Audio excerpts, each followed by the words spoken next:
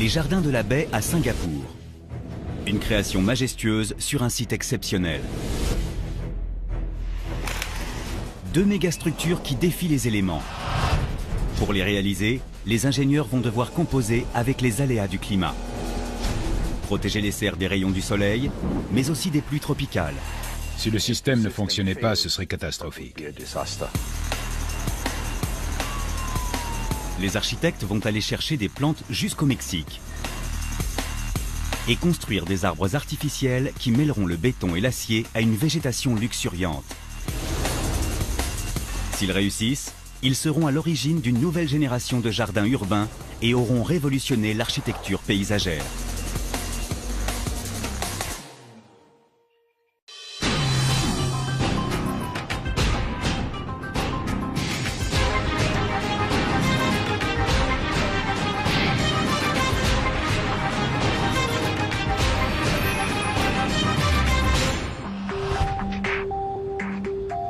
Singapour a une densité de population extrêmement élevée. Plus de 5 millions de personnes vivent sur une île d'à peine 700 km². Pour rester vivable, la cité-État se fait régulièrement greffer de nouveaux poumons verts.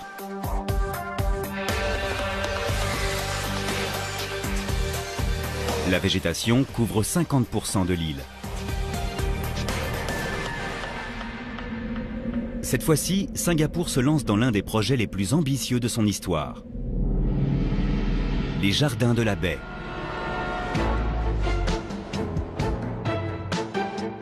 Non pas un, mais 3 parcs de 130 hectares au total.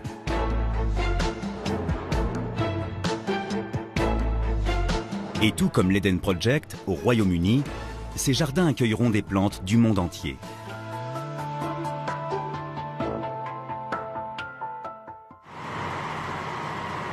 Pourtant, le cœur du site ne sera pas végétal. Il sera fait de béton, d'acier et de verre.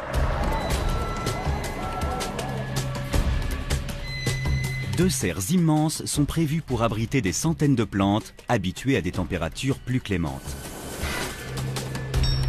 Le plus difficile sera de les maintenir dans un environnement frais sur une île où il fait chaud toute l'année.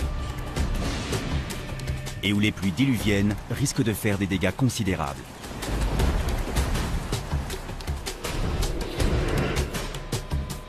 À côté des serres, de spectaculaires jardins verticaux vont se dresser sous la forme d'arbres géants. Une passerelle et un restaurant panoramique viendront agrémenter ces 18 structures censées mesurer jusqu'à 50 mètres. C'est un projet titanesque.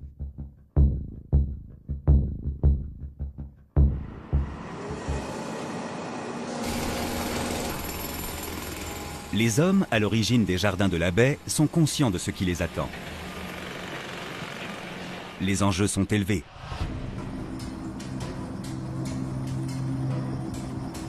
Car le gouvernement débourse 600 millions d'euros pour financer la construction.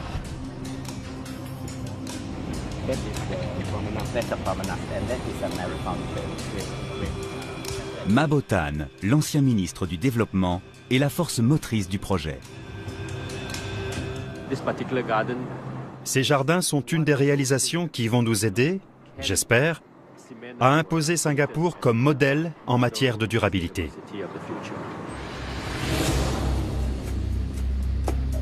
Les architectes veulent construire ces jardins sur un terrain d'une centaine d'hectares, idéalement situé dans Marina Bay. En plus d'un lac artificiel, la baie accueille un parc d'attractions, un barrage ultra sophistiqué et un hôtel de luxe. Les jardins seront le nouveau joyau de la couronne.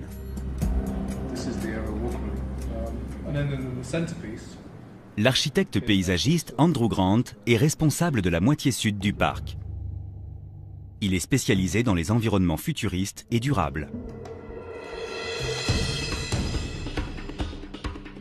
En 20 ans de carrière, Andrew Grant a dessiné des espaces novateurs au Royaume-Uni pour des clients prestigieux, comme Rolls-Royce ou le gouvernement britannique. Les jardins de la baie sont à ce jour le projet phare de sa carrière. On a beaucoup réfléchi à l'idée centrale qui cimenterait le projet. Et on s'est dit que l'orchidée serait un point de départ intéressant. C'est la fleur nationale et c'est la plus cosmopolite des plantes. Il doit y avoir 25 000 espèces d'orchidées dans le monde. C'est à l'image de Singapour, une ville melting pot où il se passe beaucoup de choses. Ensuite, on a réfléchi à la structure des jardins sous la forme d'une orchidée. Les allées dessineraient les tiges, les jardins seraient les fleurs. Et tout s'est mis en place.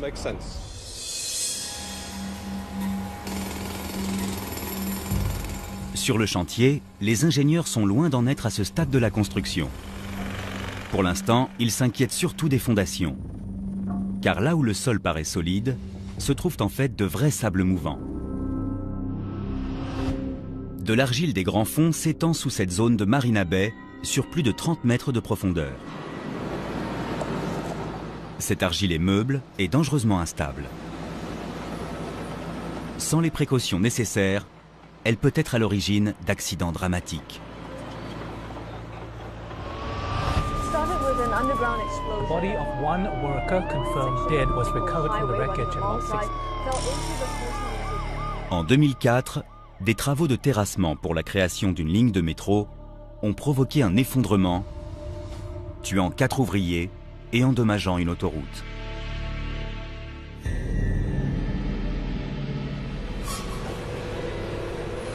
L'argile des grands fonds est surtout présente dans la moitié sud des jardins de la baie.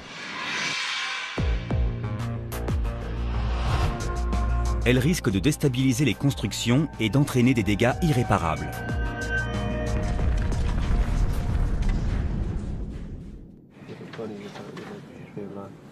Des ingénieurs en géotechnique étudient toutes les solutions possibles. Une seule paraît convenir. Des colonnes en béton coulées sur place.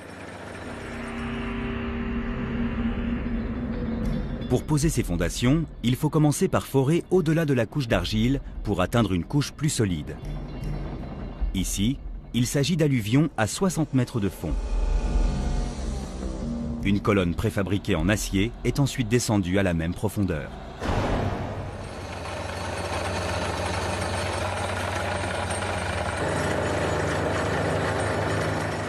Les ouvriers posent un grillage métallique. Puis, coulent du béton à très haute résistance.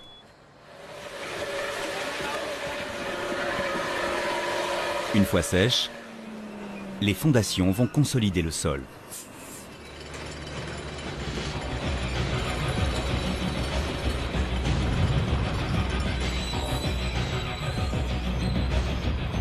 En coulant ainsi plus d'1 millier de colonnes sur place, les ingénieurs parviennent à surmonter le premier obstacle à la construction des jardins.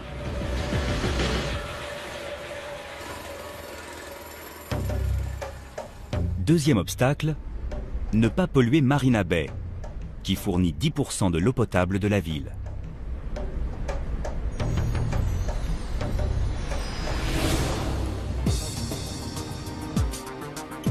La meilleure option semble d'exploiter la digue qui protège les 200 mètres de côte autour du site.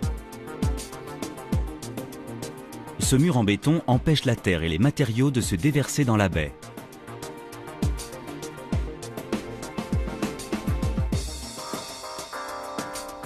Et pour qu'il reste parfaitement imperméable, il est recouvert de feutre géotextile. Le tissage très serré du revêtement filtre les particules de terre dans l'eau.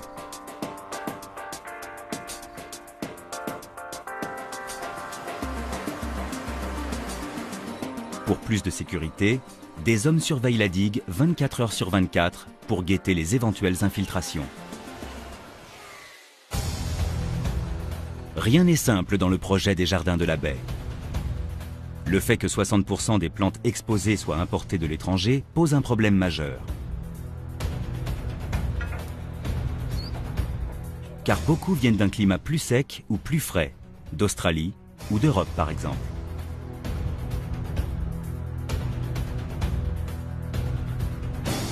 La température dans les serres devra rester tempérée, quelles que soient les conditions climatiques extérieures. Singapour se situant juste au-dessus de l'équateur, les serres devront être entièrement vitrées.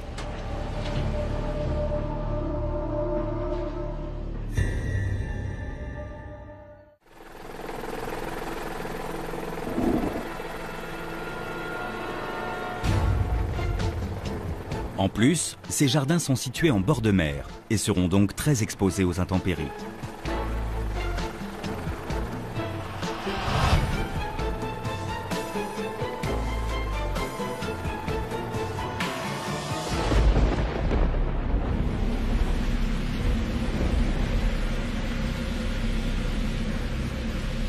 Les pluies tropicales risquent d'endommager rapidement les deux mégastructures. Le verre est une surface extrêmement fragile. Et quand il ne pleuvra pas, les rayons solaires brûleront les plantes rares sous les serres.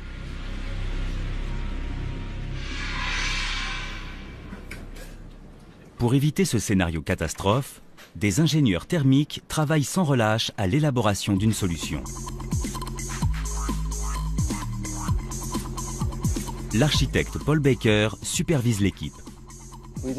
On a fait de très nombreuses séances de travail sur le sujet. On s'est réunis en équipe et on a réfléchi le plus librement et le plus clairement possible aux objectifs qu'on avait et aux problèmes qu'ils posaient. Priorité numéro 1, protéger les panneaux de verre des vents violents et des pluies battantes. Pour cela, l'équipe de Paul Baker s'inspire des défenses naturelles du corps humain. Un système complexe de 28 arceaux en acier, semblable à une cage thoracique, viendra renforcer la paroi extérieure des serres. Ces arceaux vont absorber et détourner les vents violents.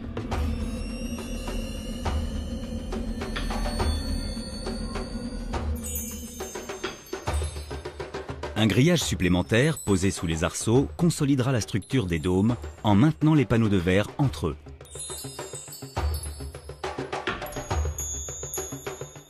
Cette coque métallique est censée renforcer la résistance au vent et réduire les risques d'infiltration dus aux fortes pluies. On a réfléchi très longtemps à la structure du grillage et on a fini par lui donner une forme triangulaire pour qu'il fasse le moins d'ombre possible et qu'il donne une sensation de légèreté à l'ensemble. On essaie toujours de dessiner des formes élégantes, simples et fluides.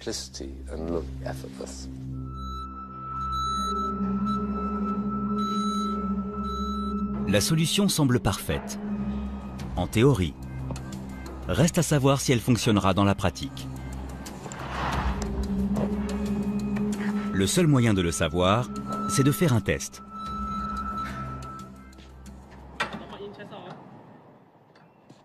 Les ingénieurs enferment une maquette dans un grand sas pressurisé pendant 48 heures et la soumettent à des conditions climatiques extrêmes.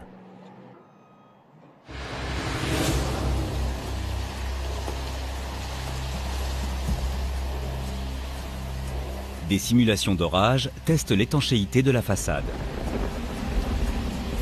Et des vents violents générés par ordinateur permettent de vérifier les limites de sa résistance. Harald Pates est responsable des opérations. Si le système ne fonctionnait pas, ce serait catastrophique. Mais on est certain qu'il sera efficace. On a entière confiance en notre invention.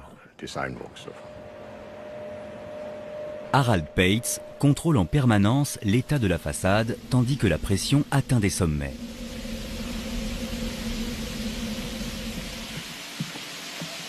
Le verre risque de bouger, mais ne doit pas plier sur plus de 20 mm.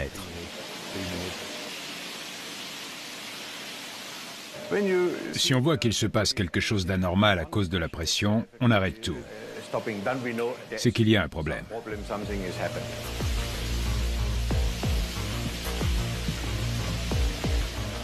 On monte à 300, on va attendre 1 minute et relâcher la pression. La tension dans l'air est palpable. En cas d'erreur de calcul, le verre risque d'exploser. On a un bouton d'arrêt d'urgence. En cas de souci, On coupe la pression immédiatement et on vérifie l'état de la maquette avant de continuer.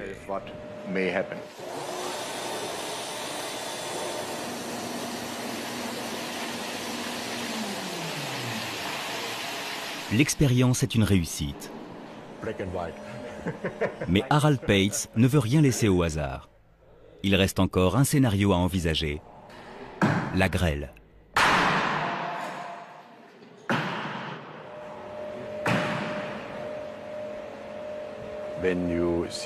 Le verre est conçu pour supporter un certain nombre d'impacts. Si on projette une pierre sur la façade, par exemple, il se fissurera peut-être, mais n'éclatera pas. Le secret de la solidité de ce verre se retrouve dans un objet des plus banals. Un pare-brise de voiture. Un pare-brise est en verre feuilleté, un verre de sécurité qui n'explose pas en cas de choc. La maquette passe haut la main le test des grêlons.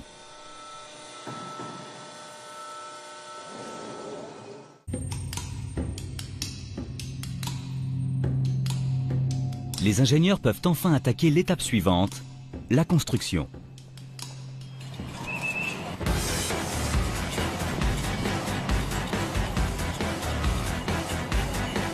Chaque coque de protection est composée d'environ 200 sections de grillage. Mais ce sont les arceaux métalliques qui posent le plus de problèmes techniques.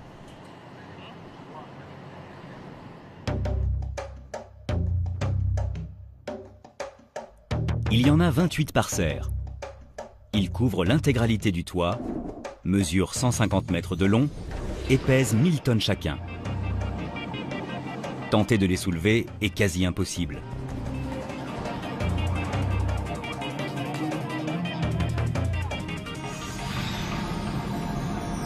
Fabriquer des arceaux de cette taille avec des courbes sur mesure nécessite des machines d'une extrême précision.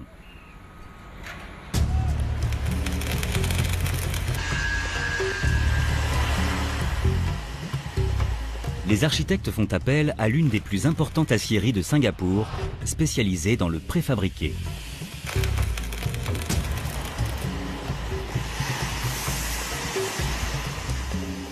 « 4000 pièces métalliques composant les arceaux sont mesurées, découpées et soudées ici.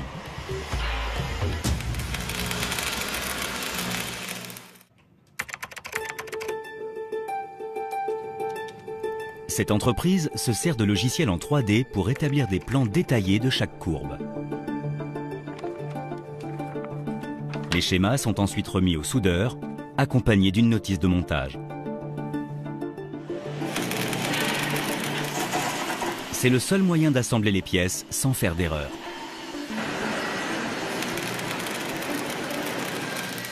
Poser des arceaux de 150 mètres de long en un seul tenant est tout simplement impossible. C'est pourquoi les ingénieurs les ont divisés en 8 tronçons chacun. Ils sont ainsi plus faciles à transporter et prennent moins de place sur le chantier. Chaque tronçon voyage par convoi exceptionnel.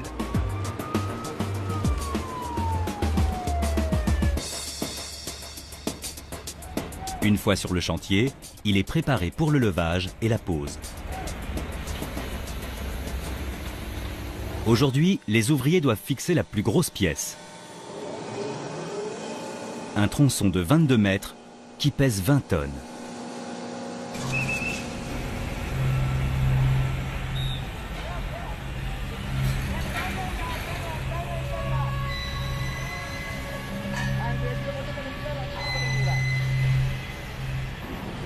La seule opération de levage est un casse-tête. Si la pièce heurte un échafaudage, elle risque de le faire tomber, ou pire, d'être endommagée de façon irrémédiable. La solution, faire reposer le tronçon sur des supports métalliques provisoires, le temps que les ouvriers le fixent. L'assemblage doit se faire au millimètre près, et le tronçon doit être parfaitement immobile toute la durée de l'opération. C'est un peu comme coller une maquette. mais à bien plus grande échelle.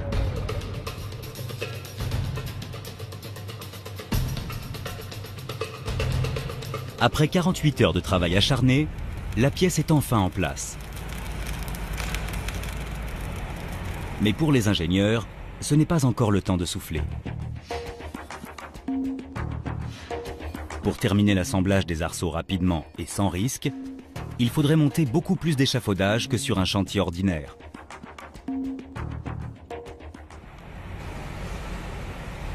C'est problématique. Guna Sekaran est chef de chantier. Vous avez vu la taille du dôme. On ne peut pas le monter comme ça sans un certain nombre d'échafaudages pour soutenir la structure à partir de la base. Et ça, c'est vraiment un problème pour nous.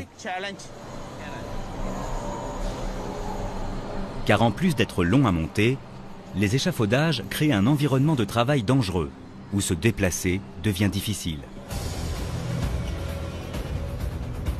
Pour ne rien arranger, les délais extrêmement serrés imposent que les arceaux, les fondations et le grillage soient posés en même temps. C'est la congestion assurée, aussi bien au sol qu'au sommet du dôme. Il faut trouver une alternative. Et les ingénieurs n'en trouvent qu'une. Des échafaudages à plateforme. Ce sont des gradins géants faits de piliers et de traverses en acier. Ils offrent un espace de travail confortable en hauteur, tout en permettant aux ouvriers de continuer à travailler en contrebas sans se marcher sur les pieds. Les échafaudages à plateforme de ce chantier sont immenses. À la grande joie de Guna Sekaran. Ce système de gradins empêche l'échafaudage de s'écrouler comme un château de cartes. Ce sont des renforts. C'est une énorme plateforme de sécurité. Ils sont montés en même temps que les arceaux et le grillage.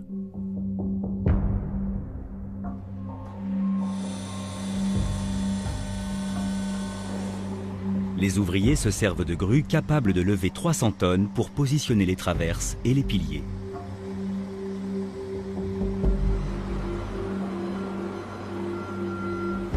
Aucune soudure n'est faite entre les différentes sections. Elles sont simplement vissées à la main, entre elles.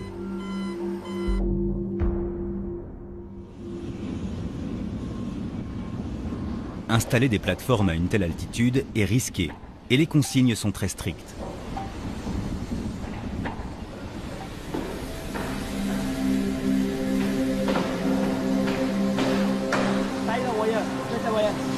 Suresh est chef d'équipe.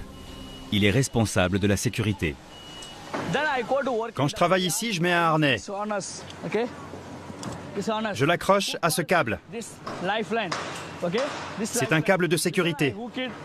Je l'accroche comme ça et je vais travailler.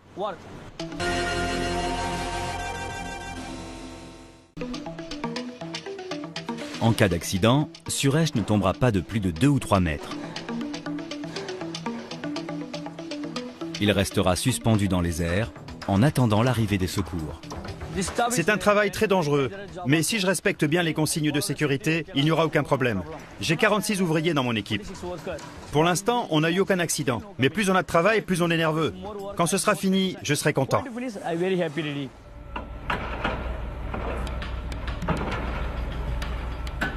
Pendant que la course contre la montre se poursuit sur le chantier, l'architecte paysagiste Andrew Grant réfléchit à un moyen de construire les autres mégastructures du projet.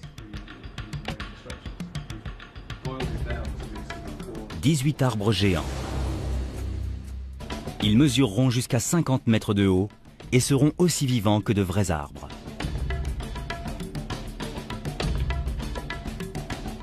Leurs branches feront de l'ombre aux visiteurs dans la journée.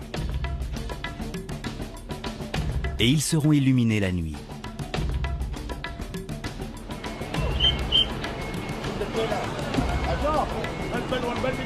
Mais concrétiser un tel projet est plus facile à dire qu'à faire.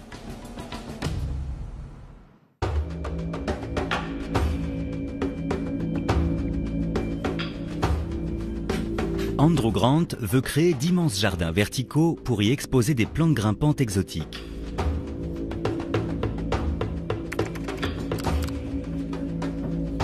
Comme une forêt tropicale en plein cœur de Singapour. Mais c'est sous un climat sec qu'il a trouvé l'inspiration, dans la vallée des Géants, en Australie occidentale.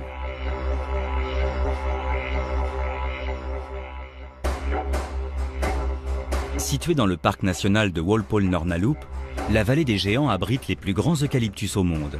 Certains parmi eux ont plus de 400 ans. On traverse d'abord une forêt ordinaire où les eucalyptus font 15 ou 20 mètres de haut. Puis on arrive au cœur d'une forêt incroyable où les arbres font 60-70 mètres. On peut monter au niveau de la cime des arbres car il y a une passerelle à 40 mètres de haut. C'est vraiment une expérience spectaculaire. J'ai voulu reproduire la même chose avec ce projet. L'architecte veut construire les mêmes géants dans la baie de Singapour. Comme les eucalyptus, ces arbres artificiels seront reliés par une passerelle. Ils accueilleront même un restaurant panoramique. Mais là où la nature a eu des millions d'années pour perfectionner sa création, les ingénieurs n'ont que 3 ans.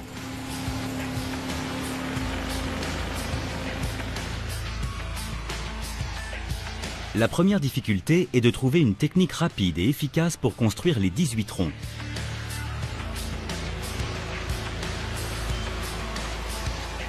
Le béton est incontestablement le matériau le plus robuste.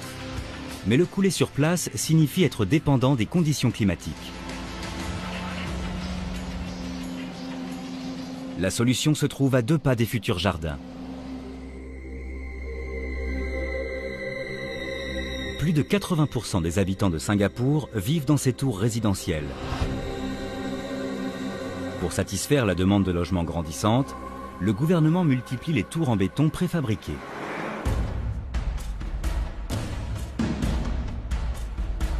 Les blocs de béton sont coulés et séchés en usine, ce qui permet de pallier les aléas du climat et d'augmenter la productivité.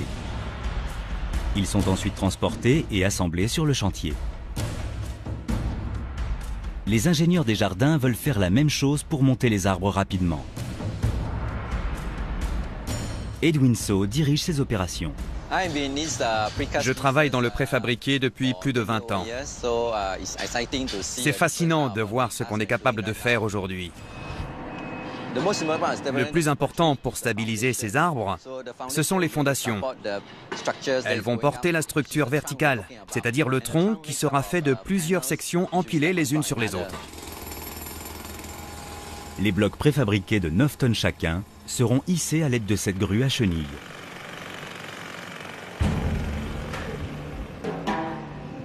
Il en faudra 28 pour monter un tronc de 42 mètres de haut.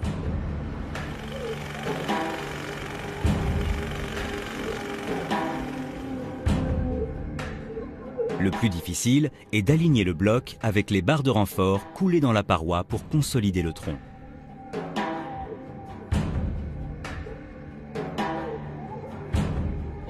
On n'a pas du tout de marge de manœuvre. Il faut les aligner avec précision.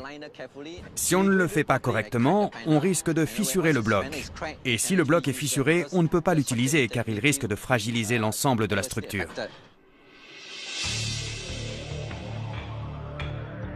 Poser un bloc de béton prend 2 heures. Et quand il se balance comme un pendule à 40 mètres de haut, il n'est pas facile à manœuvrer.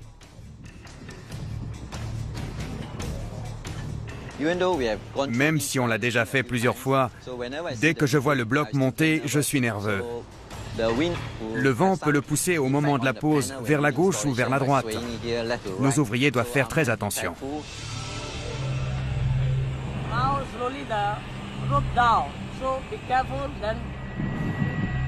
C'est le moment d'aligner le bloc et les barres.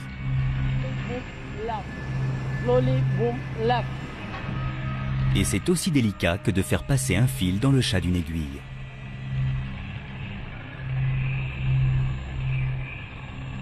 Au bout d'1 heure de manœuvre, le bloc est enfin en place.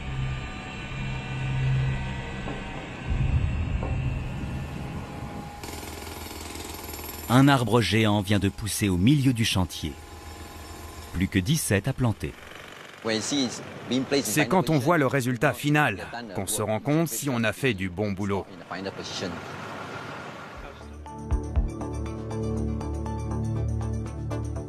La fabrication de toutes pièces d'arbres en béton et en acier fait des jardins de la baie un projet unique.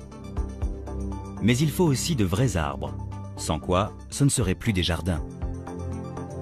Et aussi qualifiés soient-ils, les ingénieurs ne peuvent pas en faire apparaître du jour au lendemain. Sans compter que rien ne pousse sur un chantier.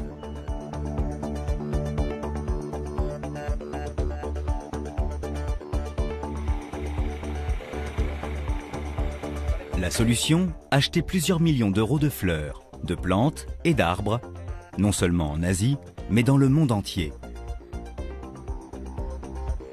C'est une idée de génie, mais un enfer logistique. Les plantes arrivent par bateau ou par camion et sont entreposées par milliers dans des pépinières à côté du chantier. Elles ont ainsi le temps de s'acclimater avant d'être plantées de façon permanente.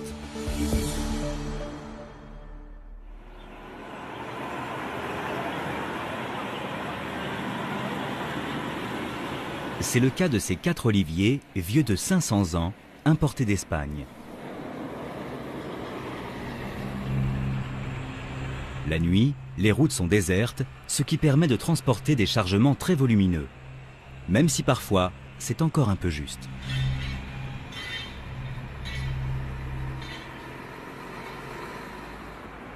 Ces oliviers arrivent à la pépinière 1 heure après avoir été déchargés du bateau.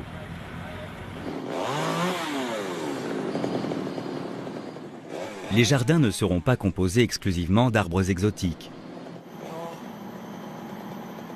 Les paysagistes font également venir des arbres à thé de plus de 10 mètres de haut de l'est de Singapour.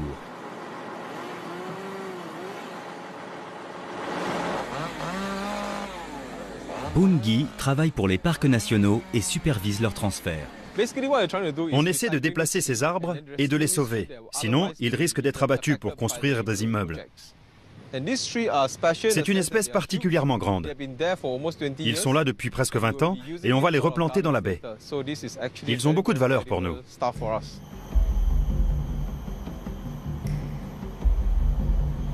Bungi et son équipe doivent déplacer 16 arbres à thé en 3 mois.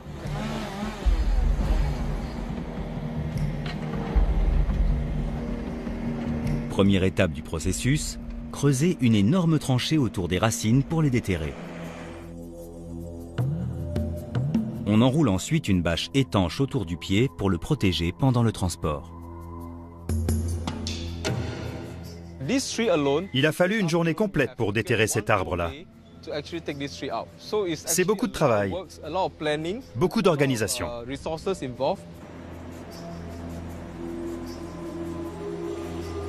Au moment de replanter l'arbre, on pose un grillage et une bâche autour du pied et on le recouvre de terreau.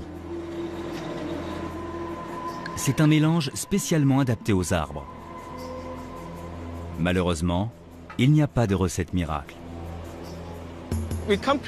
Il n'y a pas de formule unique applicable à tous les arbres. Le pire scénario serait qu'après avoir fait tous ces efforts pour déplacer un arbre, qu'il vienne de l'étranger ou d'ici, il meurt. Jusqu'à maintenant, le taux de mortalité est assez faible. On est content. Ça représente seulement 10% de tous les arbres qu'on a replantés. Grâce à beaucoup d'eau et de lumière, cet arbre devrait être prêt à temps pour l'ouverture des jardins. Ce même soleil dont les arbres ont tant besoin peut rapidement s'avérer dangereux en cas de surexposition. Il aura fallu presque 1 an à des centaines d'ouvriers pour terminer de monter les ossatures des serres.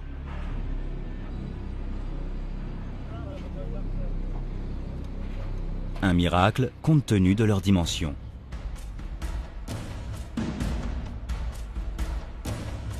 Et il faudra travailler 1 année encore pour que le soleil brûlant de Singapour ne grille pas littéralement les plantes à l'intérieur. Le principal problème vient du matériau choisi, le verre, et des espèces végétales sélectionnées, originaires de climats moins chauds. Les serres sont idéales sous des climats froids, car elles emprisonnent la lumière du soleil et la chaleur pour favoriser le développement des plantes. Ici, les ingénieurs doivent inverser la problématique. Ils doivent renvoyer la chaleur des rayons tout en conservant une quantité de lumière suffisante. Je pense que tout ce projet tourne autour des plantes. Il doit créer un environnement aussi bon pour elles que pour les visiteurs. On est parti d'un principe très simple. Il fallait réguler la chaleur et la lumière, essentielles au bon développement des plantes. Toute la question était de trouver le juste équilibre.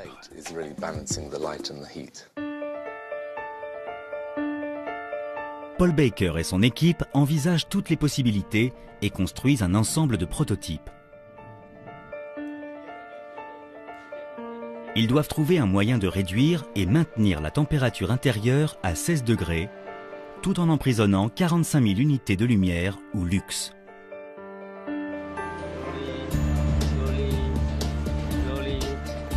Ils arrivent à la conclusion qu'il faut recouvrir les dômes d'un verre à double vitrage ultra sophistiqué.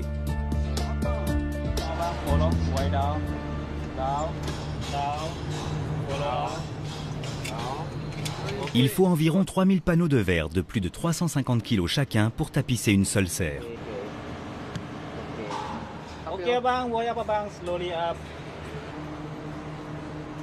Les panneaux viennent de Chine et coûtent une fortune.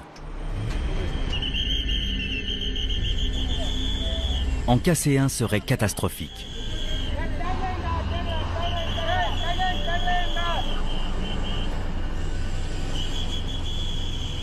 La magie de ce verre est invisible à l'œil nu. Elle réside dans sa composition et son revêtement. L'un de ses principaux composants est l'oxyde de métal. Les ingénieurs ont découvert qu'en réduisant la quantité d'oxyde à quelques microns, ils laissaient filtrer la quantité de lumière nécessaire. Ils ont ensuite recouvert la surface d'un revêtement à faible pouvoir émissif. Le pouvoir émissif est la capacité d'un verre à réfléchir ou absorber la chaleur. Chaque panneau est comme un miroir qui contrôle la filtration des rayons solaires.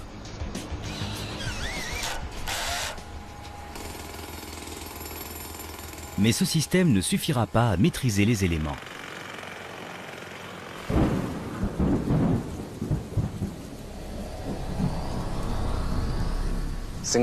Le climat de Singapour est très instable, donc avoir une enveloppe statique serait absurde. La logique que nous avons suivie, qui est aussi la plus durable, c'est celle d'une enveloppe capable de changer en permanence. Les architectes mettent au point un système évolutif révolutionnaire.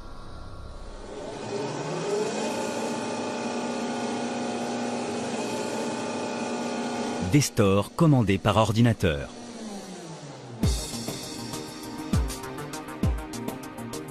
Quand le soleil donne sur la serre, surtout quand il est au zénith, des capteurs de température situés sous le verre actionnent les stores.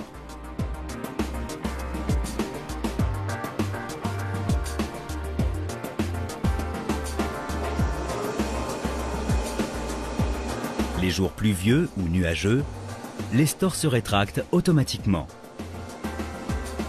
Ainsi, la température à l'intérieur de la serre reste constante.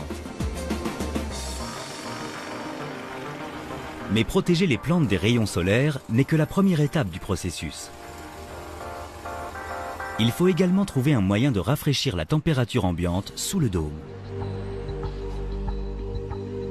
Des climatiseurs gigantesques seront nécessaires pour la maintenir à 16 degrés. Mais le gouvernement de Singapour rejette les technologies classiques beaucoup trop voraces en énergie. Il veut imposer un nouveau modèle de durabilité. Dès le départ, on a demandé aux ingénieurs que la consommation en énergie des jardins ne dépasse pas celle d'un immeuble commercial normal.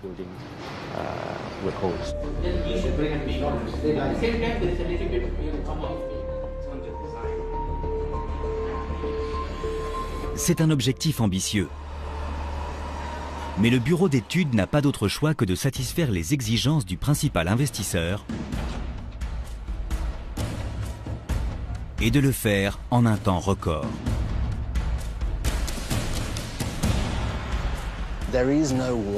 Il n'y a rien de simple. C'est incroyablement complexe. On a déjà construit des serres ailleurs, mais le faire ici de manière durable, c'est vraiment difficile.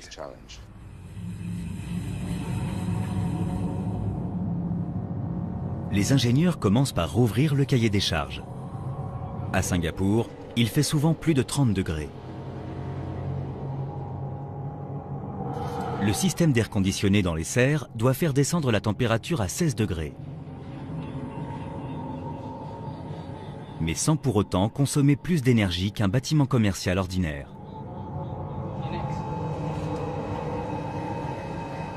Ce sont des exigences inhabituelles qui justifient une proposition radicale, comme celle de l'ingénieur Patrick Bellew. Sous un climat comme celui de Singapour, comment fait-on pour construire des bâtiments à faible consommation? On a de la chaleur à profusion. Il faut trouver un moyen de la transformer en froid. La réponse? Un système d'air conditionné qui fonctionne avec du déshydratant liquide. C'est un déshumidificateur qui contient du bromure de lithium concentré dissous dans de l'eau. La solution est mélangée à l'air chaud provenant de la serre pour le débarrasser de son humidité. L'air asséché passe par un filtre de refroidissement avant d'être rejeté dans la serre sous forme d'air frais.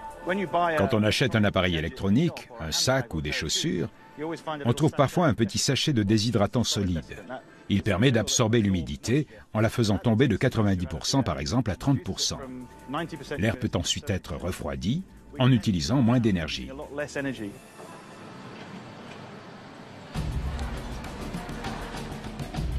Le problème est donc résolu. Mais les ingénieurs veulent aller plus loin et rendre les futurs jardins encore plus écologiques.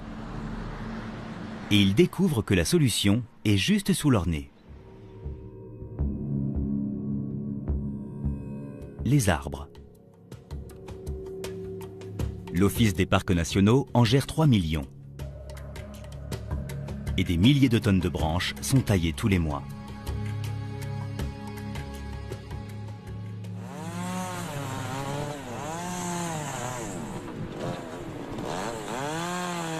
Il suffirait de recycler le bois élagué et d'en faire du carburant pour produire de l'électricité.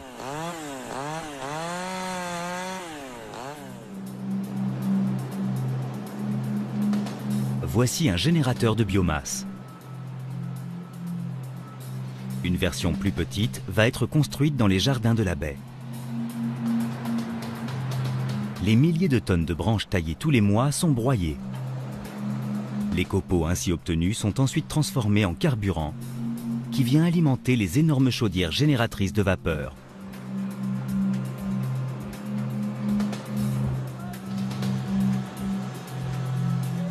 La vapeur fait tourner une turbine qui elle-même produit de l'électricité.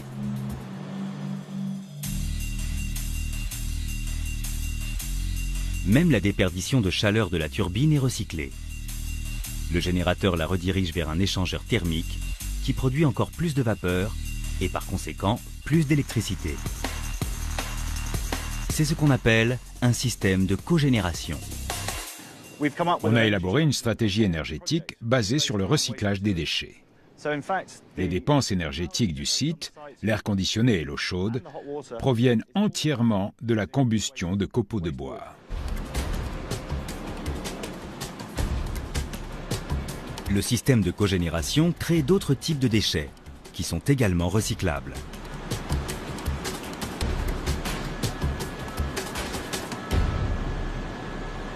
La cendre de bois est transformée en engrais. Et la fumée est traitée de façon à devenir presque invisible.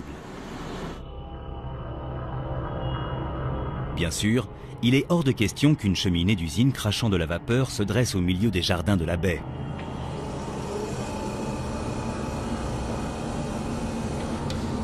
à moins de la dissimuler dans un arbre géant.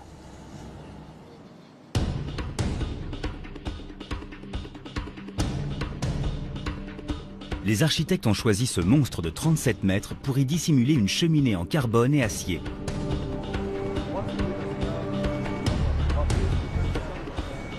La stratégie paraît simple, mais il va falloir 35 hommes et 3 grues pour la mettre à exécution. Il faut hisser un cylindre de 18 tonnes parfaitement à la verticale à 80 mètres de haut, puis l'introduire lentement dans le tronc d'arbre géant. Lo Kian-beng dirige ce projet. L'insertion de la cheminée dans l'arbre géant est sûrement l'une des manœuvres les plus compliquées depuis le début du chantier. Mais ce ne sera pas la plus longue. Si tout va bien, l'opération devrait être terminée en 2 heures.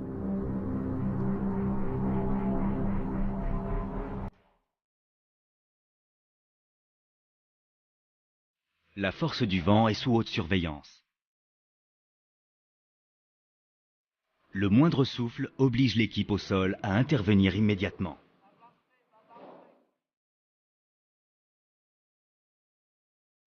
Deux hommes sont hissés dans une nacelle à 37 mètres au-dessus du sol. Mieux vaut ne pas avoir le vertige. Ils vont guider le cylindre à l'intérieur du tronc.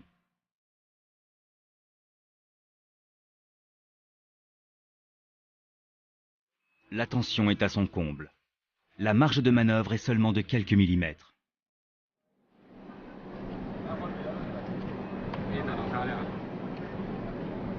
En un peu moins de 2 heures, la cheminée est parfaitement camouflée.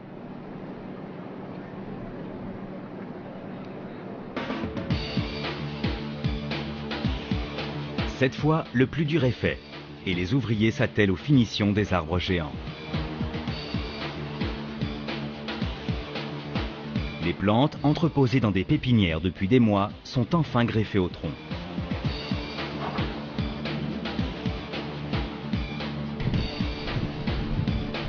Et des ouvriers suspendus à 35 mètres de haut font un dernier nettoyage de carreaux.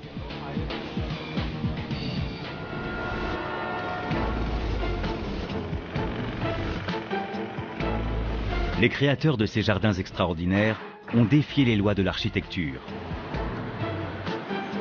Ils ont élaboré de nouvelles technologies durables, dompté un sol instable,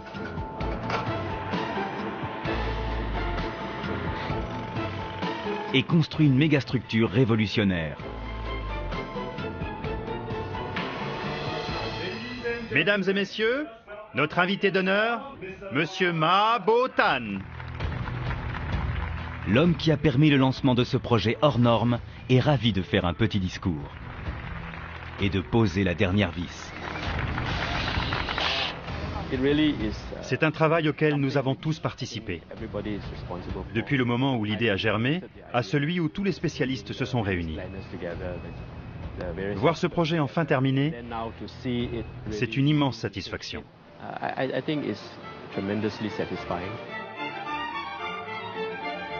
Les architectes aussi ont du mal à y croire. C'est formidable pour moi de venir voir le résultat, d'être passé des maquettes en 3D que je faisais sur mon ordinateur à ça.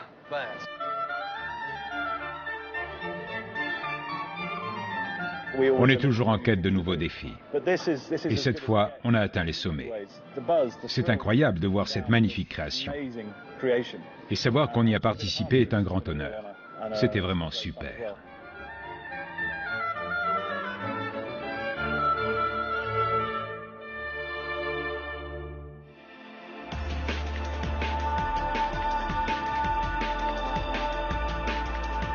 Les jardins de la baie de Singapour sont bien à la croisée des prouesses technologiques du XXIe siècle et de l'architecture paysagère de demain.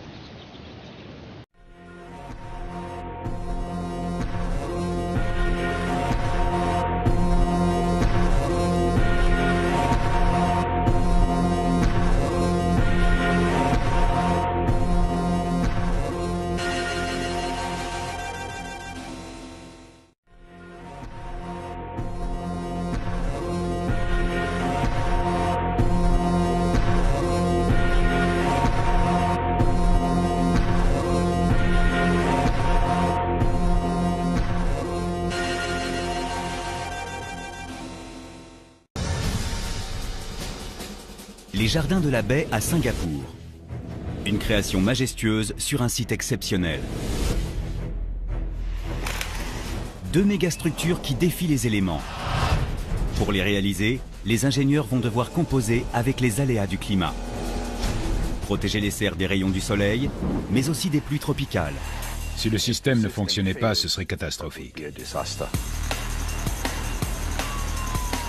Les architectes vont aller chercher des plantes jusqu'au Mexique et construire des arbres artificiels qui mêleront le béton et l'acier à une végétation luxuriante.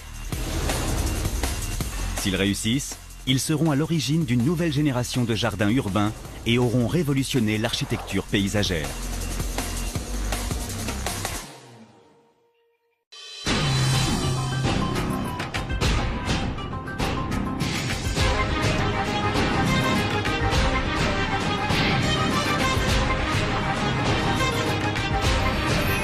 Singapour comme modèle en matière de durabilité.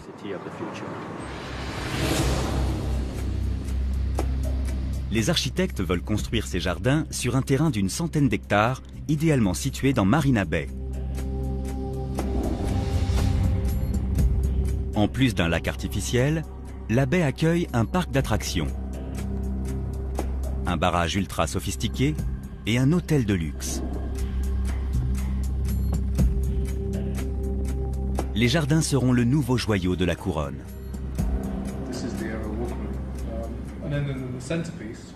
L'architecte paysagiste Andrew Grant est responsable de la moitié sud du parc.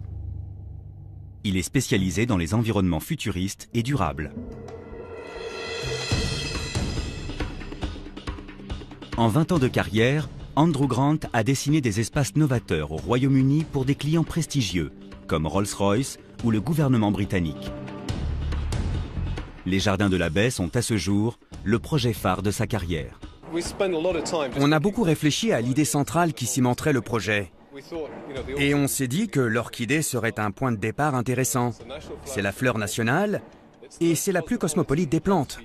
Il doit y avoir 25 000 espèces d'orchidées dans le monde. C'est à l'image de Singapour. Singapour a une densité de population extrêmement élevée.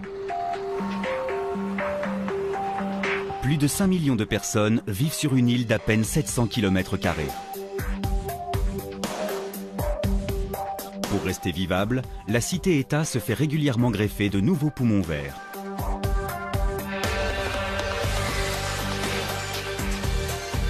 La végétation couvre 50% de l'île. Cette fois-ci, Singapour se lance dans l'un des projets les plus ambitieux de son histoire. Les jardins de la baie.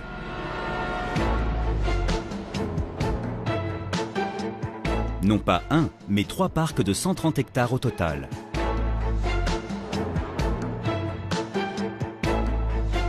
Et tout comme l'Eden Project au Royaume-Uni, ces jardins accueilleront des plantes du monde entier.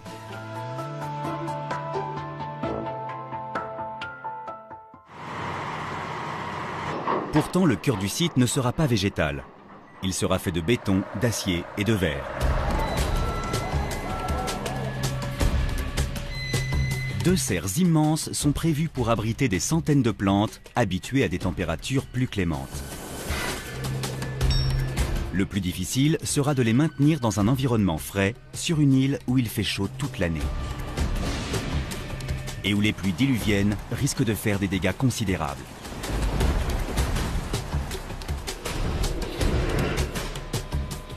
À côté des serres, de spectaculaires jardins verticaux vont se dresser sous la forme d'arbres géants.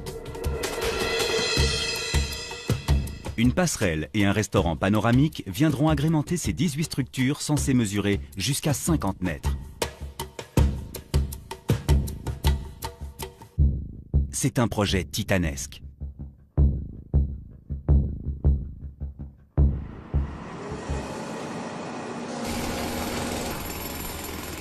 Les hommes à l'origine des jardins de la baie sont conscients de ce qui les attend.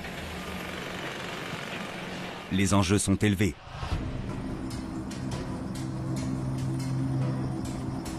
Car le gouvernement débourse 600 millions d'euros pour financer la construction.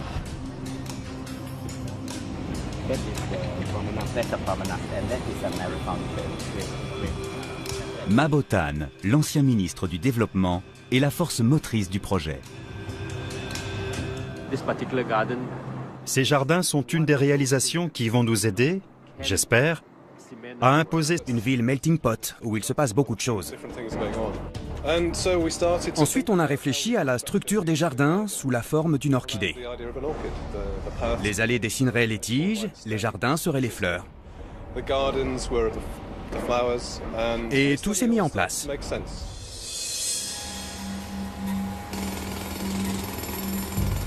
Sur le chantier, les ingénieurs sont loin d'en être à ce stade de la construction. Pour l'instant, ils s'inquiètent surtout des fondations. Car là où le sol paraît solide, se trouvent en fait de vrais sables mouvants. De l'argile des grands fonds s'étend sous cette zone de Marina Bay sur plus de 30 mètres de profondeur. Cette argile est meuble et dangereusement instable. Sans les précautions nécessaires, elle peut être à l'origine d'accidents dramatiques. The body of one worker confirmed dead was recovered from the wreckage at about 6. En 2004, des travaux de terrassement pour la création d'une ligne de métro ont provoqué un effondrement, tuant 4 ouvriers et endommageant une autoroute.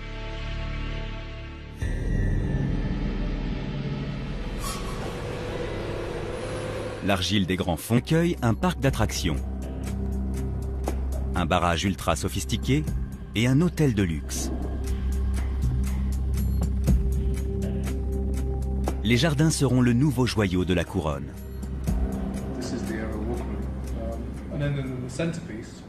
L'architecte paysagiste Andrew Grant est responsable de la moitié sud du parc. Il est spécialisé dans les environnements futuristes et durables. En 20 ans de carrière, Andrew Grant a dessiné des espaces novateurs au Royaume-Uni pour des clients prestigieux, comme Rolls-Royce ou le gouvernement britannique. Les jardins de la baie sont à ce jour le projet phare de sa carrière. On a beaucoup réfléchi à l'idée centrale qui cimenterait le projet. Et on s'est dit que l'orchidée serait un point de départ intéressant. C'est la fleur nationale et c'est la plus cosmopolite des plantes. Il doit y avoir 25 000 espèces d'orchidées dans le monde. C'est à l'image de Singapour, une ville melting pot où il se passe beaucoup de choses. Ensuite, on a réfléchi à la structure des jardins sous la forme d'une orchidée. Les allées dessineraient les tiges, les jardins seraient les fleurs. Et tout s'est mis en place.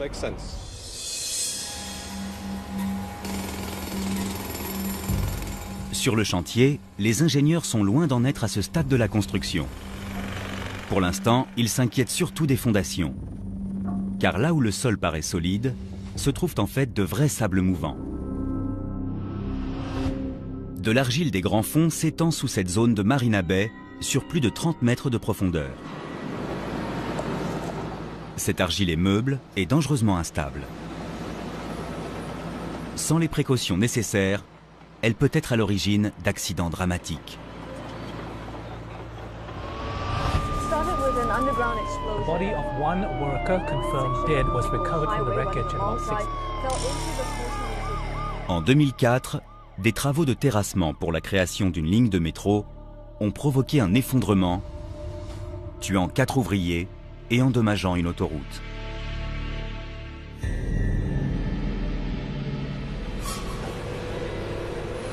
L'argile des grands fonds est surtout présente dans la moitié sud des jardins de la baie. Elle risque de déstabiliser les constructions et d'entraîner des dégâts irréparables.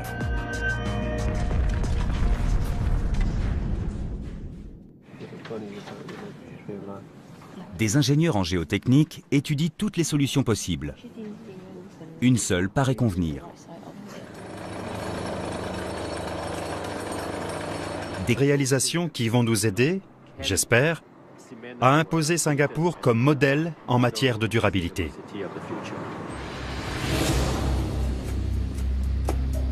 Les architectes veulent construire ces jardins sur un terrain d'une centaine d'hectares, idéalement situé dans Marina Bay.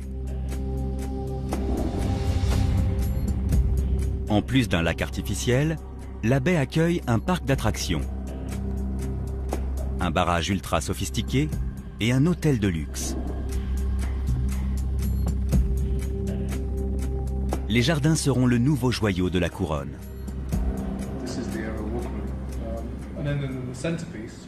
L'architecte paysagiste Andrew Grant est responsable de la moitié sud du parc. Il est spécialisé dans les environnements futuristes et durables. En 20 ans de carrière, Andrew Grant a dessiné des espaces novateurs au Royaume-Uni pour des clients prestigieux, comme Rolls-Royce ou le gouvernement britannique.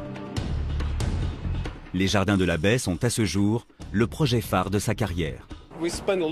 On a beaucoup réfléchi à l'idée centrale qui cimenterait le projet. Et on s'est dit que l'orchidée serait un point de départ intéressant.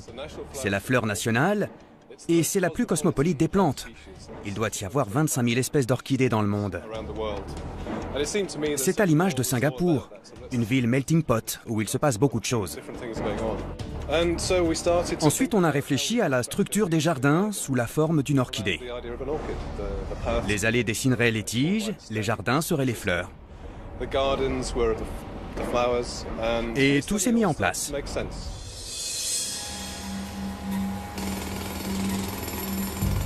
Sur le chantier, les ingénieurs sont loin d'en être à ce stade de la construction.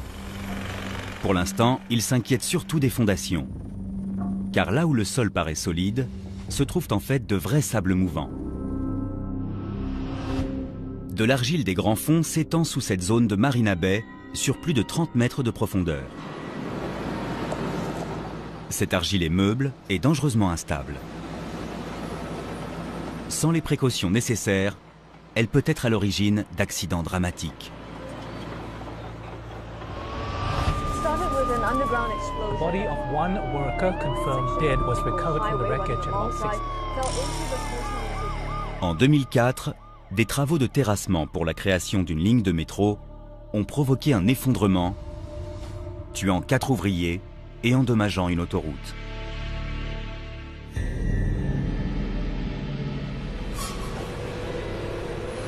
L'argile des grands fonds est surtout présente dans la moitié sud des jardins de la baie.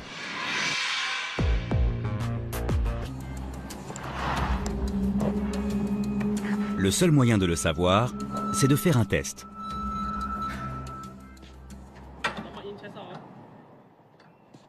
Les ingénieurs enferment une maquette dans un grand sas pressurisé pendant 48 heures et la soumettent à des conditions climatiques extrêmes.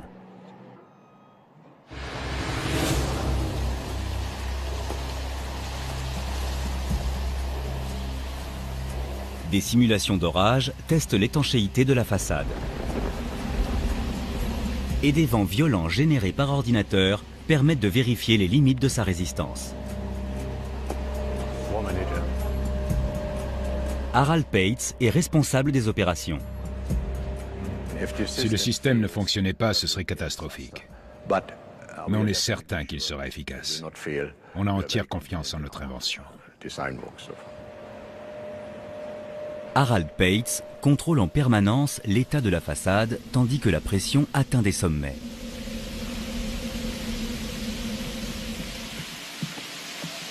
Le verre risque de bouger, mais ne doit pas plier sur plus de 20 mm.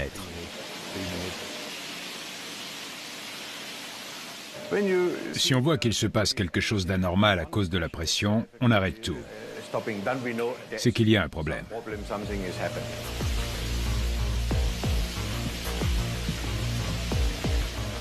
On monte à 300, on va attendre 1 minute et relâcher la pression.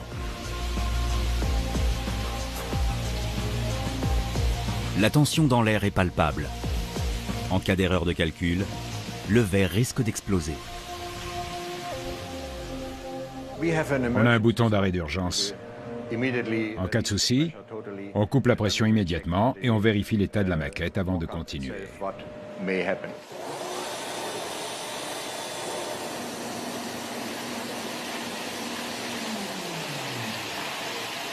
L'expérience est une réussite.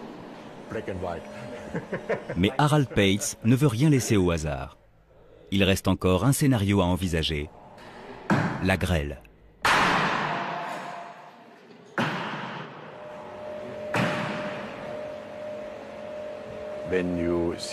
Le verre est conçu pour supporter un certain nombre d'impacts. Si on projette une pierre sur la façade, par exemple, il se fissurera peut-être, mais n'éclatera pas. Le secret de la solidité de ce verre se retrouve dans un objet des plus banals. Un pare-brise de voiture. Un pare-brise est en verre feuilleté, un verre de sécurité qui n'explose pas. Pour lui donner une forme triangulaire, pour qu'il fasse le moins d'ombre possible et qu'il donne une sensation de légèreté à l'ensemble. On essaie toujours de dessiner des formes élégantes, simples et fluides.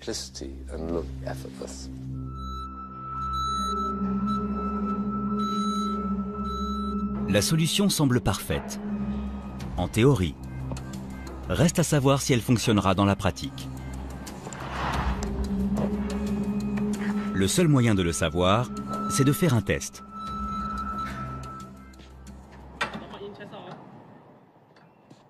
Les ingénieurs enferment une maquette dans un grand sas pressurisé pendant 48 heures et la soumettent à des conditions climatiques extrêmes.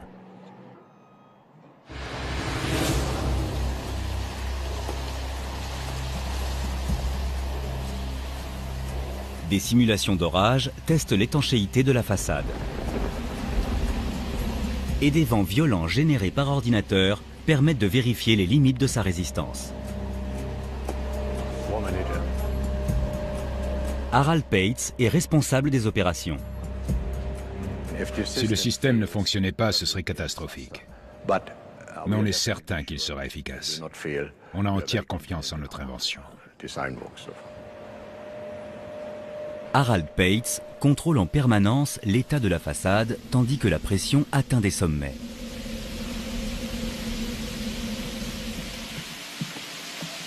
Le verre risque de bouger, mais ne doit pas plier sur plus de 20 mm.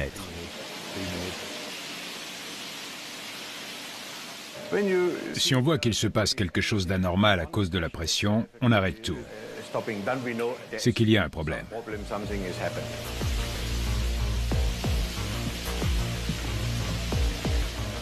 On monte à 300, on va attendre 1 minute et relâcher la pression.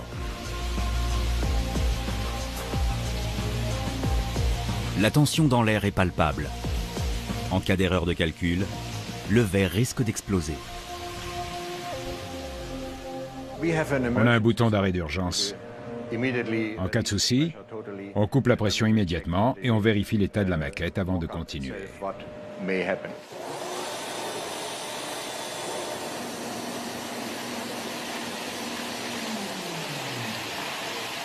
L'expérience est une réussite.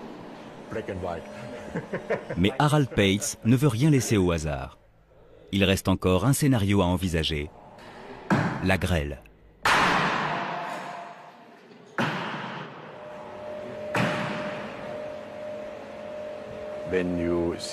Le verre est conçu pour supporter un certain nombre d'impacts. Nerveux. Quand ce sera fini, je serai content.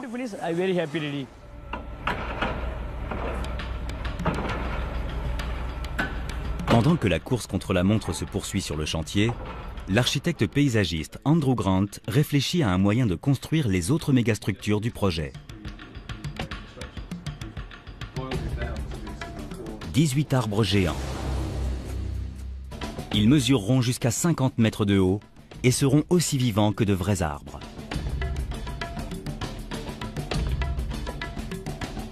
Leurs branches feront de l'ombre aux visiteurs dans la journée. Et ils seront illuminés la nuit.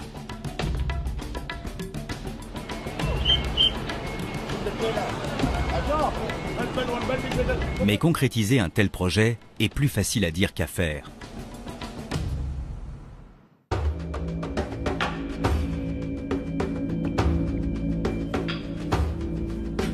Andrew Grant veut créer d'immenses jardins verticaux pour y exposer des plantes grimpantes exotiques.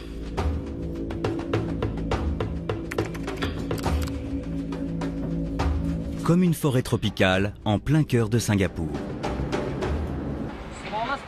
Mais c'est sous un climat sec qu'il a trouvé l'inspiration, dans la vallée des Géants, en Australie occidentale.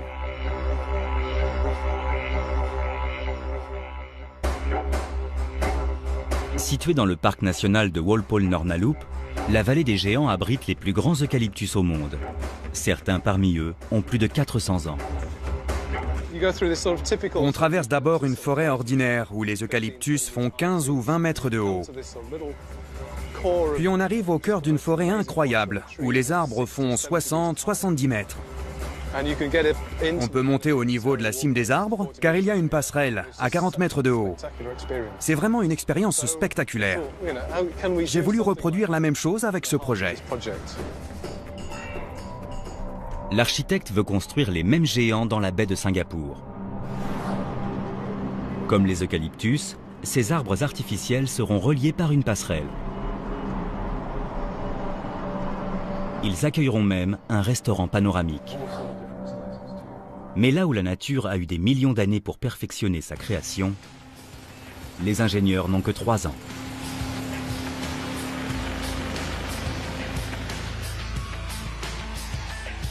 La première difficulté est de trouver une technique rapide et efficace pour construire les 18 troncs.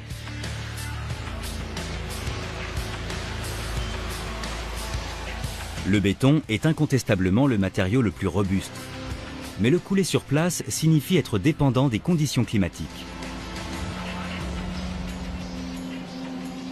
Une création majestueuse sur un site exceptionnel. 2 mégastructures qui défient les éléments.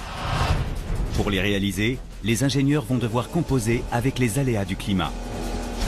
Protéger les serres des rayons du soleil, mais aussi des pluies tropicales. Si le système ne fonctionnait pas, ce serait catastrophique. Les architectes vont aller chercher des plantes jusqu'au Mexique et construire des arbres artificiels qui mêleront le béton et l'acier à une végétation luxuriante. S'ils réussissent, ils seront à l'origine d'une nouvelle génération de jardins urbains et auront révolutionné l'architecture paysagère.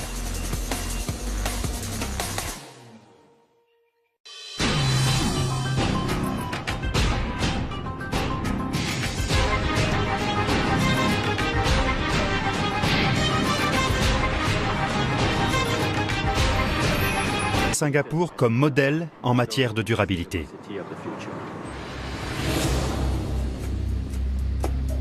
Les architectes veulent construire ces jardins sur un terrain d'une centaine d'hectares, idéalement situé dans Marina Bay.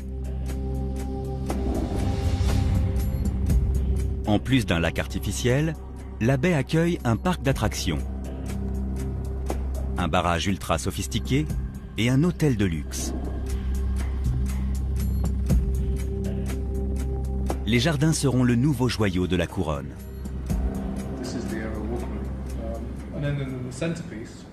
L'architecte paysagiste Andrew Grant est responsable de la moitié sud du parc. Il est spécialisé dans les environnements futuristes et durables.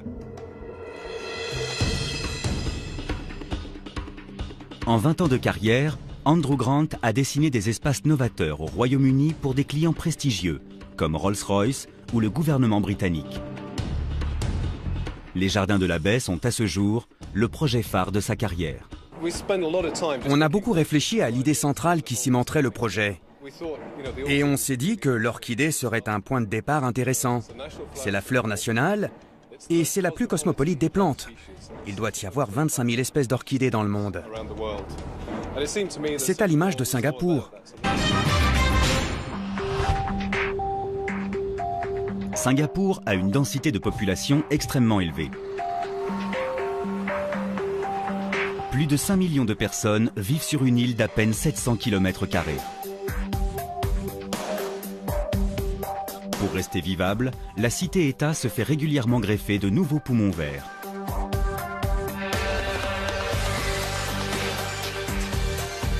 La végétation couvre 50% de l'île.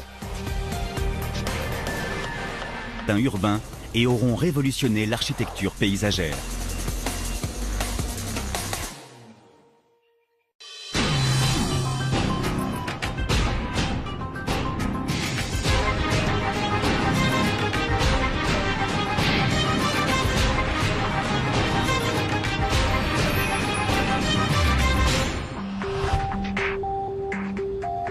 Singapour a une densité de population extrêmement élevée. Plus de 5 millions de personnes vivent sur une île d'à peine 700 km².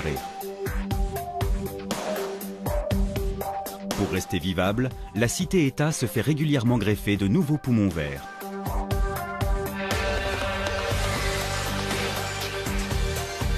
La végétation couvre 50% de l'île. Cette fois-ci, Singapour se lance dans l'un des projets les plus ambitieux de son histoire. Les jardins de la baie.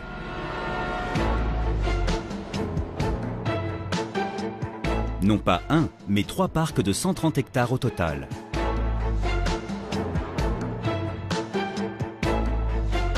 Et tout comme l'Eden Project au Royaume-Uni, ces jardins accueilleront des plantes du monde entier.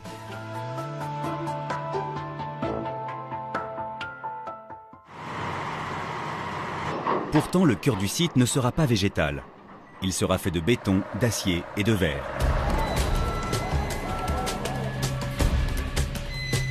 2 serres immenses sont prévues pour abriter des centaines de plantes habituées à des températures plus clémentes. Le plus difficile sera de les maintenir dans un environnement frais sur une île où il fait chaud toute l'année. Et où les pluies diluviennes risquent de faire des dégâts considérables.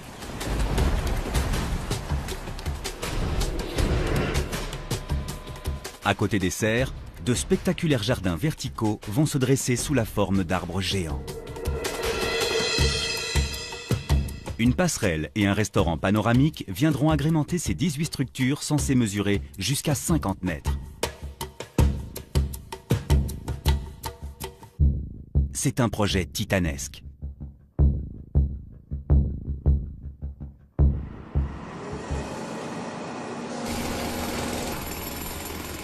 Les hommes à l'origine des jardins de la baie sont conscients de ce qui les attend.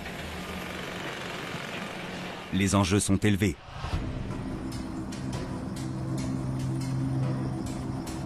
Car le gouvernement débourse 600 millions d'euros pour financer la construction.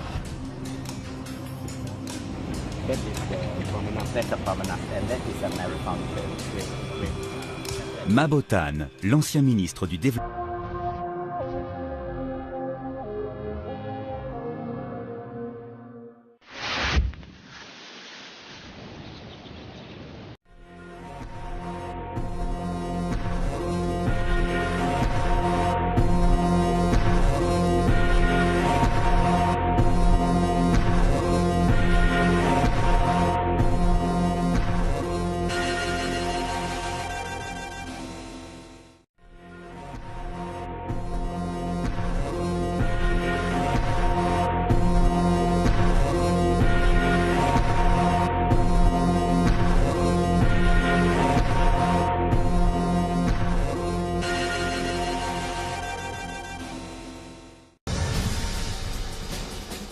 Les jardins de la baie à Singapour. Une création majestueuse sur un site exceptionnel. 2 mégastructures qui défient les éléments. Pour les réaliser, les ingénieurs vont devoir composer avec les aléas du climat. Protéger les serres des rayons du soleil, mais aussi des pluies tropicales. Si le système ne fonctionnait pas, ce serait catastrophique. Les architectes vont aller chercher des plantes jusqu'au Mexique et construire des arbres artificiels qui mêleront le béton et l'acier à une végétation luxuriante. S'ils réussissent, ils seront à l'origine d'une nouvelle génération de jardins urbains et auront révolutionné l'architecture paysagère.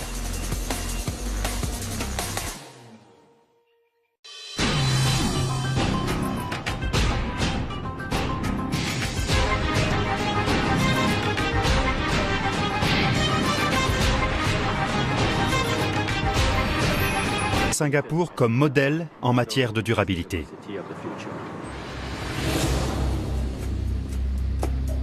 Les architectes veulent construire ces jardins sur un terrain d'une centaine d'hectares, idéalement situé dans Marina Bay. En plus d'un lac artificiel, la baie accueille un parc d'attractions, un barrage ultra sophistiqué et un hôtel de luxe. les jardins seront le nouveau joyau de la couronne.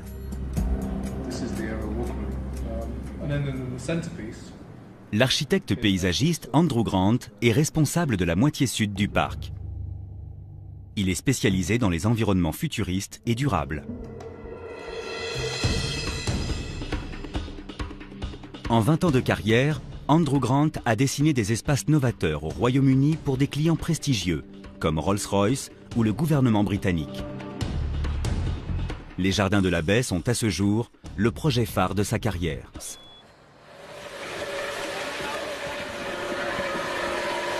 Une fois sèches, les fondations vont consolider le sol.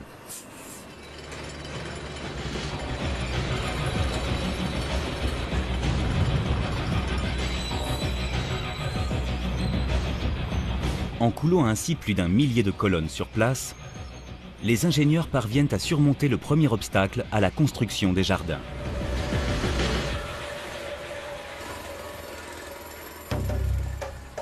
Deuxième obstacle, ne pas polluer Marina Bay, qui fournit 10% de l'eau potable de la ville.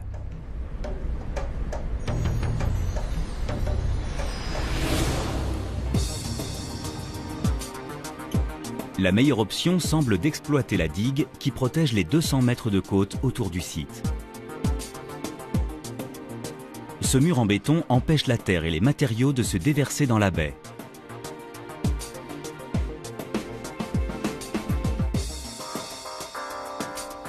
Et pour qu'il reste parfaitement imperméable, il est recouvert de feutre géotextile. Le tissage très serré du revêtement filtre les particules de terre dans l'eau.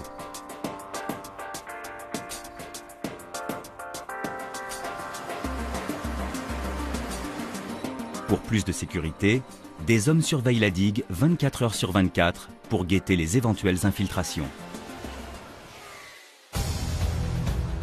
Rien n'est simple dans le projet des jardins de la baie. Le fait que 60% des plantes exposées soient importées de l'étranger pose un problème majeur. Car beaucoup viennent d'un climat plus sec ou plus frais, d'Australie ou d'Europe par exemple.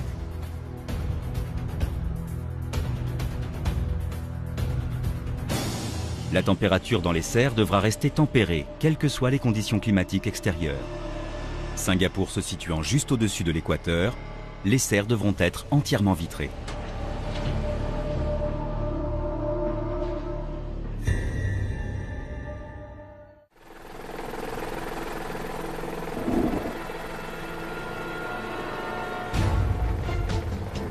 En plus, ces jardins sont situés en bord de mer et seront donc très exposés aux intempéries.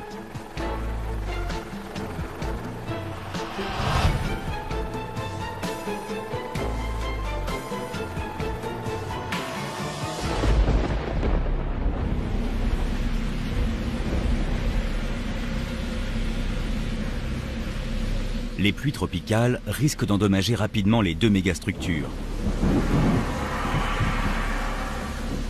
Le verre est une surface extrêmement fragile. Elle risque de déstabiliser les constructions et d'entraîner des dégâts irréparables.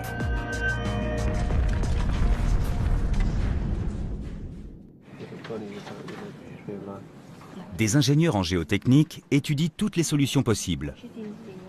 Une seule paraît convenir. Des colonnes en béton coulées sur place. Pour poser ces fondations, il faut commencer par forer au-delà de la couche d'argile pour atteindre une couche plus solide. Ici, il s'agit d'alluvions à 60 mètres de fond. Une colonne préfabriquée en acier est ensuite descendue à la même profondeur.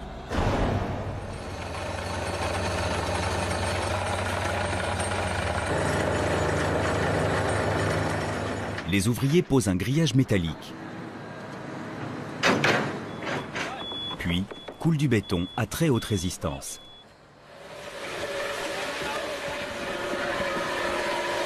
Une fois sèches, les fondations vont consolider le sol.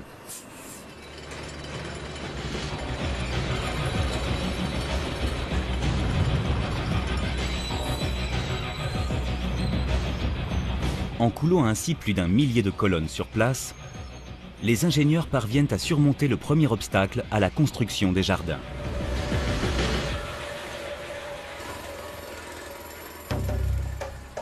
Deuxième obstacle, ne pas polluer Marina Bay, qui fournit 10% de l'eau potable de la ville.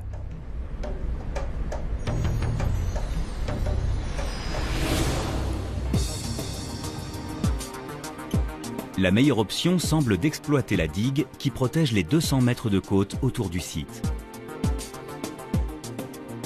Ce mur en béton empêche la terre et les matériaux de se déverser dans la baie.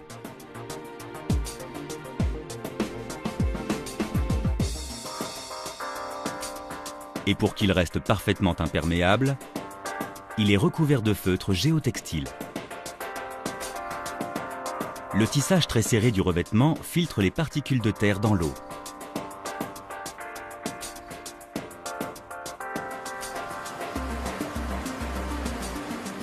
Pour plus de sécurité, des hommes surveillent la digue 24 heures sur 24 pour guetter les éventuelles infiltrations. Rien n'est simple dans le projet des jardins de la baie.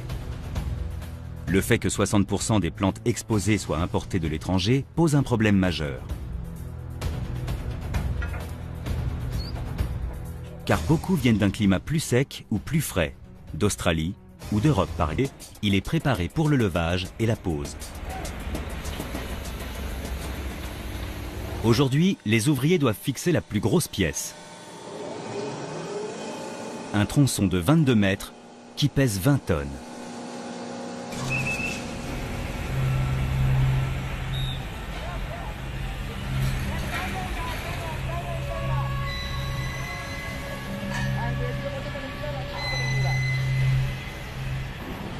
La seule opération de levage est un casse-tête.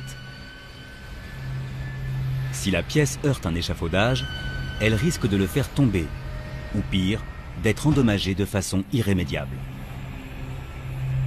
La solution, faire reposer le tronçon sur des supports métalliques provisoires, le temps que les ouvriers le fixent. L'assemblage doit se faire au millimètre près, et le tronçon doit être parfaitement immobile toute la durée de l'opération. C'est un peu comme coller une maquette, mais à bien plus grande échelle.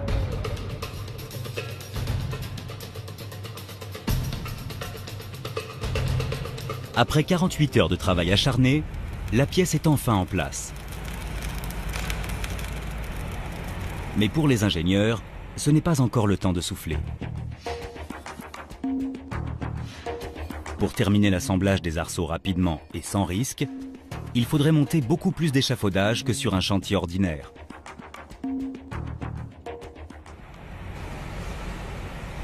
C'est problématique. Guna Sekaran est chef de chantier. Vous avez vu la taille du dôme.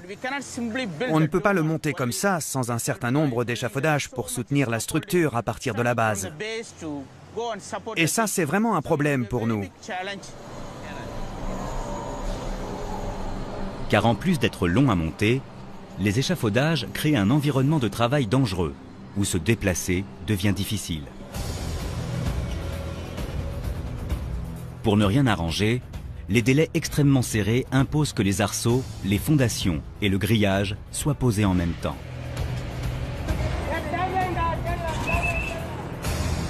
C'est la congestion assurée, aussi bien au sol qu'au sommet du dôme.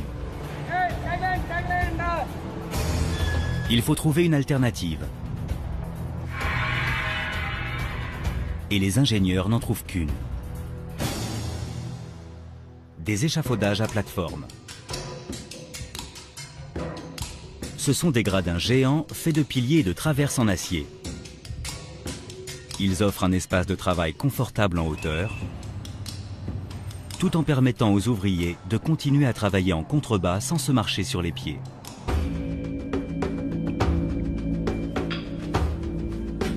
Andrew Grant veut créer d'immenses jardins verticaux pour y exposer des plantes grimpantes exotiques.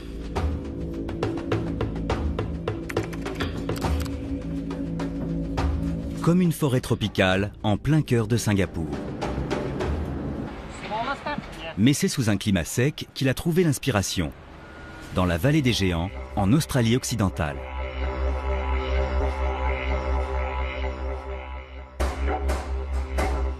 Située dans le parc national de Walpole-Nornalup, la vallée des Géants abrite les plus grands eucalyptus au monde. Certains parmi eux ont plus de 400 ans. On traverse d'abord une forêt ordinaire où les eucalyptus font 15 ou 20 mètres de haut. Puis on arrive au cœur d'une forêt incroyable où les arbres font 60-70 mètres. On peut monter au niveau de la cime des arbres car il y a une passerelle à 40 mètres de haut. C'est vraiment une expérience spectaculaire. J'ai voulu reproduire la même chose avec ce projet. L'architecte veut construire les mêmes géants dans la baie de Singapour. Comme les eucalyptus, ces arbres artificiels seront reliés par une passerelle. Ils accueilleront même un restaurant panoramique. Mais là où la nature a eu des millions d'années pour perfectionner sa création, les ingénieurs n'ont que 3 ans.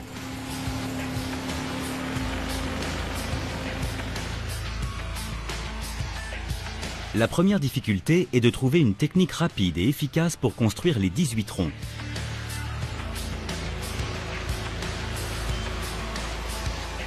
Le béton est incontestablement le matériau le plus robuste.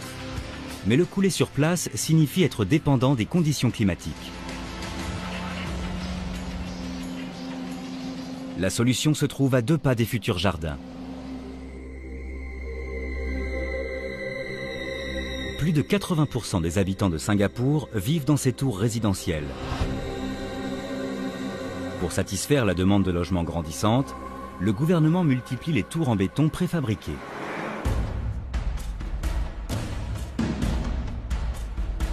Les blocs de béton sont coulés et séchés en usine, ce qui permet de pallier les aléas du climat et d'augmenter la productivité.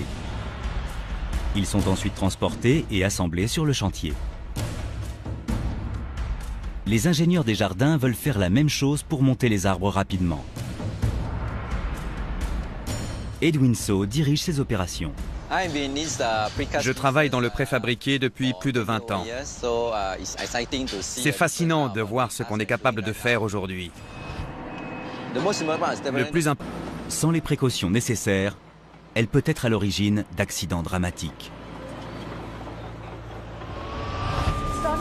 The body of one worker confirmed dead was recovered from the wreckage about 6.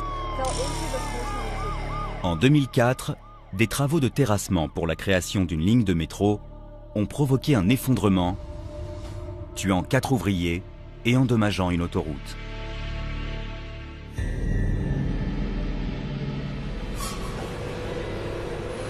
L'argile des grands fonds est surtout présente dans la moitié sud des jardins de la baie. Elle risque de déstabiliser les constructions et d'entraîner des dégâts irréparables.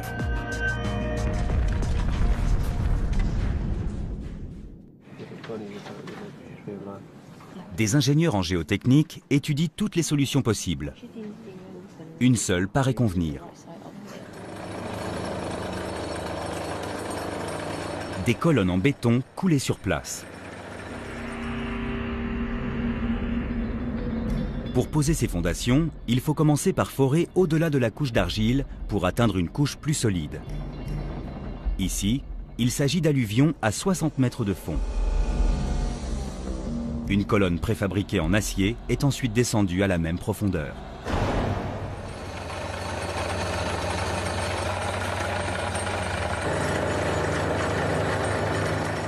Les ouvriers posent un grillage métallique. Puis, coulent du béton à très haute résistance.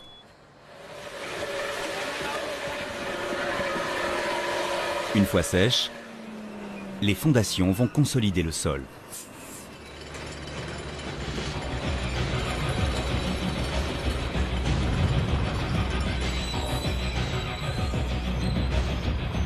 En coulant ainsi plus d'1 millier de colonnes sur place, les ingénieurs parviennent à surmonter le premier obstacle à la construction des jardins.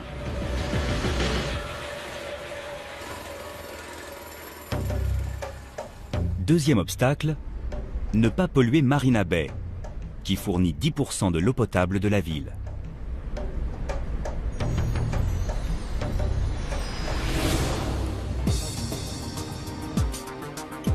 La meilleure option semble d'exploiter la digue qui protège les 200 mètres de côte autour du site. Ce mur en béton empêche la terre et les matériaux de se déverser dans la baie.